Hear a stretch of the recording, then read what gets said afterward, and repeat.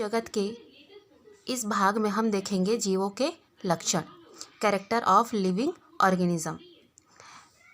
इसमें हम लोग पहला देख लेते हैं डेफिनिट शेप एंड साइज, यानी कि प्रत्येक जीव का एक क्या होता है, निश्चित आकार एवं आमाप होता है।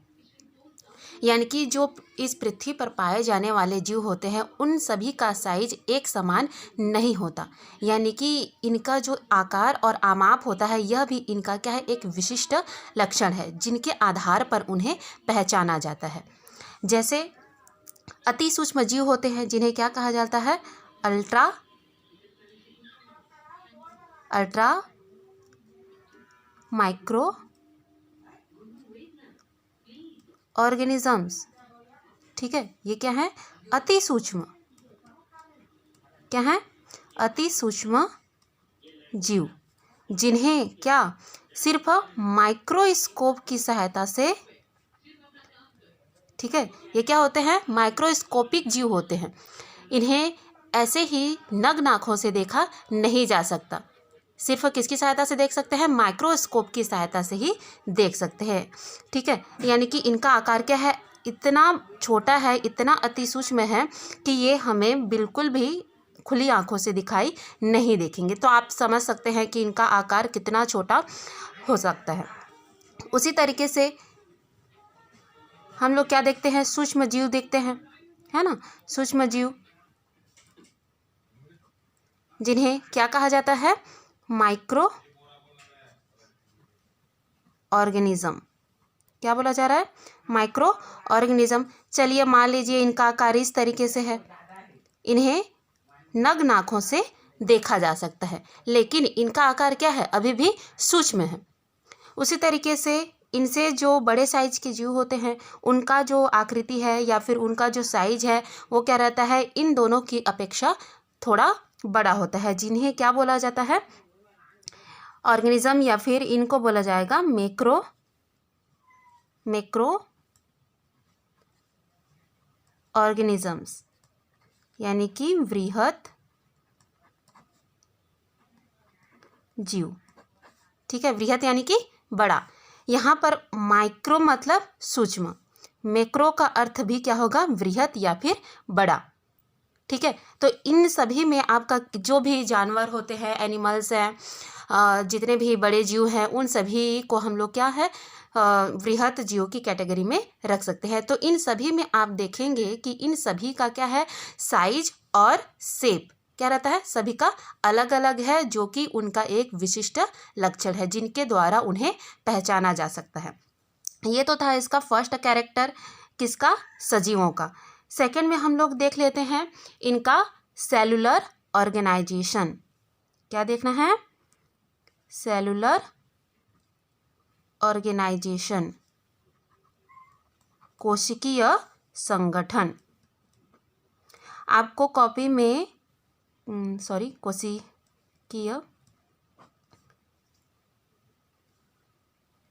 कोशिकीय संगठन, कॉपी में हिंदी और इंग्लिश दोनों वर्ड लिखने हैं। चलिए इसको देख लेते हैं। यहाँ पर इसका जो हेडिंग है इसी से स्पष्ट है कि क्या लिखा हुआ है यहाँ पर, सेलुलर या फिर कोशिकीय। उनका क्या देखना है, संगठन यानी कि ये किससे बने होते हैं, सजीव किससे बने होते हैं, कोशिकाओं से, इसीलिए कोशिका को जीवन की इकाई माना जाता है। अब प्रत्येक जीव आप देख लेंगे, चाहे वह एक कोशिकीय हो चाहे बहुकोशिकीय, उनका निर्माण किनसे होता है, कोशिकाओं से ही निर्मित होता है। तो इस तरीके से प्रत्येक जीव का क्या होता है, एक कोशिकीय संगठन होता है। प्रत्येक जीव यानी कि कोशिकाओं से मिलकर बना होता है, जिसमें क्या पाए जाते हैं, जीव द्रव्य जिसको क्या बोला जाता है, प्रोटोप्लाज्म। कोशिकीय संगठन में आप लोग क्या देखते हैं, जीव द्रव्य, प्रोटोप्लाज्म।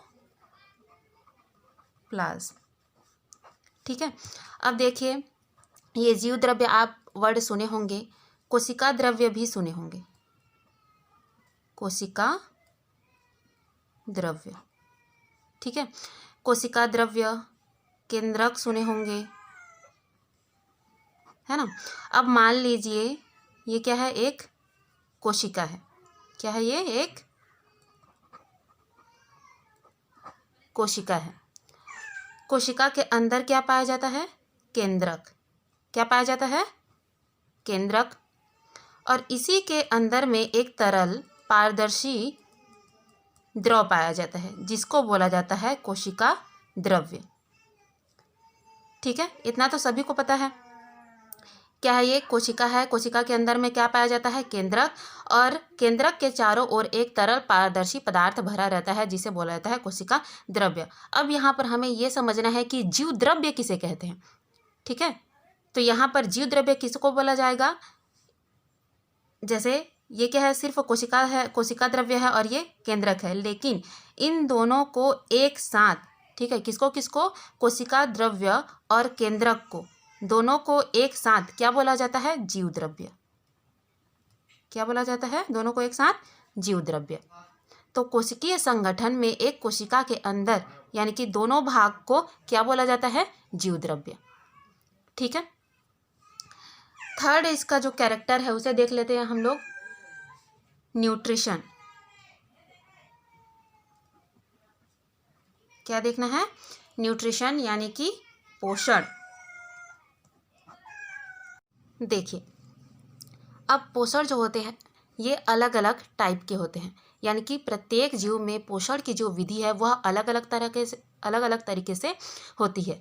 यानी कि जैसे कुछ जीव क्या होते हैं? स्वपोषी होते हैं, यानी कि ये क्या है? स्वयं पर निर्भर होते हैं भोजन के लिए। कुछ विषमपोषी होते हैं, दूसरों पर आधारित होते हैं, कुछ परजीवी होते हैं। तो सभी में जो ये पोषण की विधि होती है वो अलग अलग तरह की होती है। जो कि अब ये पोषण क्यों आवश्यक होता है? यानी कि ये जो हमारे शरीर में क्या है? कोशिका पाया जा रहा है। कोशिका में क्या पाया जा रहा है? जीव द्रव्य पाया जा रहे हैं। तो जीव द्रव्य के वृद्धि, विकास, निर्माण के लिए हमें पोषण की आवश्यकता होती है, जिससे आंतरिक वृद्धि होती है। ठीक है, तो ये भी एक विशिष्ट लक्षण है। अगला में हम लोग देख लेते हैं ग्रोथ एवं, क्या देखना है अगला? Growth and development. ठीक है, वृद्धि और विकास। क्या देखना है? वृद्धि और विकास। तो यहाँ पर वृद्धि और विकास में जैसे ही आंतरिक, ठीक है, पोषण प्राप्त करने के बाद जैसे ही जीव द्रव्य में आंतरिक वृद्धि होती है, तो आंतरिक वृद्धि के साथ साथ जो बाह्य वृद्धि है यानी कि जो बाहर का जो हमारा ग्रोथ है वो भी क्या होने लगता है। यानी कि हमारा जो क्या है? हाइट बढ़ने लगता है, हेल्थ बढ़ने लगता है। इस तरीके से हमारे शरीर का जो है वृद्धि और विकास धीरे धीरे होने लगता है। अगला लक्षण है रेस्पिरेशन यानी कि श्वसन। यह भी प्रत्येक जीवधारी में होने वाला एक विशिष्ट लक्षण है, जो कि जिस क्रिया में O2 को अंदर लिया जाता है और CO2 को बाहर किया जाता है। अगला लक्षण है एक्सक्रीशन यानी कि उत्सर्जन। प्रत्येक जीवधारी के शरीर में क्या होता है? कुछ आवश्यक और कुछ अनावश्यक पदार्थों का निर्माण होता है, जिन्हें शरीर के बाहर निकालना, जो अनावश्यक पदार्थ होते हैं उन्हें शरीर के बाहर निकालना क्या होता है? बहुत ही आवश्यक होता है। तो उस कंडीशन में यह क्रिया जिसमें क्या है? अनावश्यक पदार्थों को शरीर के बाहर निकाला जाता है, यही क्रिया क्या कहलाती है? उत्सर्जन। ठीक है, अगला है रिप्रोडक्शन यानी कि प्रजनन। प्रजनन किसे कहते हैं?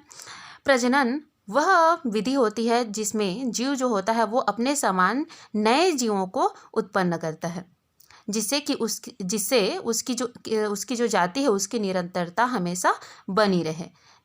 अगर उनमें, ठीक है, मान लीजिए अगर उनमें किसी भी जीव में प्रजनन की क्रिया नहीं होती है तो उसका अस्तित्व भविष्य में भी उपस्थित होगा, ऐसा संभव नहीं है। तो अगर किसी जाति की निरंतरता को या फिर उसके अस्तित्व को बनाए रखना है तो उसमें प्रजनन क्या है? बहुत ही आवश्यक है। अगला लक्षण है एडेप्टेशन यानी कि अनुकूलन। अब देखिए यहाँ पर अनुकूलन का अर्थ क्या है कि कोई भी मतलब जो हमारा ये वातावरण है ना, उसके अनुसार अनुकूलित होना ही, उसके अनुसार ढलना ही क्या कहलाता है? अनुकूलन। ठीक है। अब इस वातावरण में क्या होता है, मौसम चेंज होते रहता है, जैसे कि मतलब जो टेम्परेचर है वो बढ़ रहा है, ज़्यादा ठंडी हो जा रहा है, या फिर और भी किसी तरीके का परिवर्तन होता है, तो उसके अनुसार खुद को ही ढालना क्या कहलाता है, अनुकूलन। तो यह भी सभी जीवों में पाया जाता है। अगला लक्षण है मोमेंट एंड लोकोमोशन, गति और प्रचलन। प्रत्येक जीवधारी में गति और प्रचलन के लिए विभिन्न और विशिष्ट अंग पाए जाते हैं, जिनकी सहायता से वो क्या करता है, एक जगह से दूसरी जगह गति करता है। ठीक है, तो जैसे यहाँ पर मैं कुछ डायग्राम बनाई हूँ, ये है पैरामीशियम का, है ना। पैरामीशियम में किस तरीके से आप लोग देख रहे हैं, ये हेयर लाइक स्ट्रक्चर, ये बाल के समान आकृति इसके चारों ओर पाया जाता है। ठीक है, तो इन्हें क्या बोला जाता है, सीलिया। क्या बोला जाता है, सीलिया।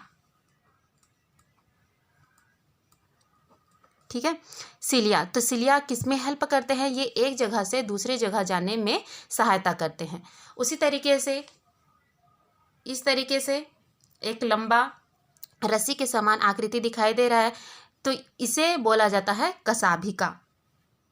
क्या बोला जाता है, कशाभिका या फिर फ्लैजिला। ठीक है, इसको क्या बोला जा रहा है, हमेशा याद रखना है आपको, ये बार बार आएंगे आगे जब हम लोग पढ़ते जाएंगे। तो इसको क्या बोला जा रहा है, सीलिया, और ये जो सिंगल है इसको क्या बोला जा रहा है, कशाभिका। तो ये दोनों ही सहायता करते हैं गति और प्रचलन में। ठीक है, उसी तरीके से ये जो डायग्राम है ये आप देख रहे हैं, इसको बोला जाता है अमीबा। तो अमीबा में भी ये अनिश्चित आकार का आप लोग देख रहे हैं, ये कुछ उभार पाए जा रहे हैं, इनको बोला जाता है कूटपाद या फिर स्यूडोपोडिया। ठीक है, जिनकी सहायता से इनका दो फंक्शन होता है, इनकी सहायता से ये भोजन भी ग्रहण करता है और साथ ही साथ क्या करता है, ये एक जगह से दूसरी जगह जाने में भी सहायता करता है। उसी तरीके से पशु पक्षी हो गए, जानवर हो गए, ठीक है, मनुष्य हो गया, इन सभी में क्या पाए जाते हैं, अग्रपाद और पश्चपाद, यानी कि हाथ और पैर पाए जाते हैं, जो कि एक जगह से दूसरी जगह जाने में ये सहायता करते हैं। अगला कैरेक्टर है इसका सेंसिटिविटी, यानी कि संवेदनशीलता। ठीक है, प्रत्येक जीव में भी यह एक क्या होता है, महत्वपूर्ण लक्षण होता है, यानी कि वातावरण में जो भी जो भी चेंजेस होते रहते हैं उनके प्रति हमारा जो बॉडी होता है वो क्या करता है, रिस्पॉन्स देता है। यानी कि वातावरण से ये क्या करता है, उद्दीपनों को ग्रहण करता है और उनके प्रति अनुक्रिया करता है। ठीक है, ये थे सजीवों के लक्षण में 10 कैरेक्टर, जो कि आपको अपने कॉपी में लिखने हैं। इसके बाद हम लोग थोड़ा देख लेते हैं सजीवों और निर्जीवों में अंतर। सजीवों और निर्जीवों के अंतर में हमें बस इतना ही समझना है कि सजीवों में क्या होता है, जितने भी हम लोग अभी क्या है, ये 10 है ना जैविक क्रियाएं देख रहे हैं, ये सभी किन में हो रही हैं, सजीवों में।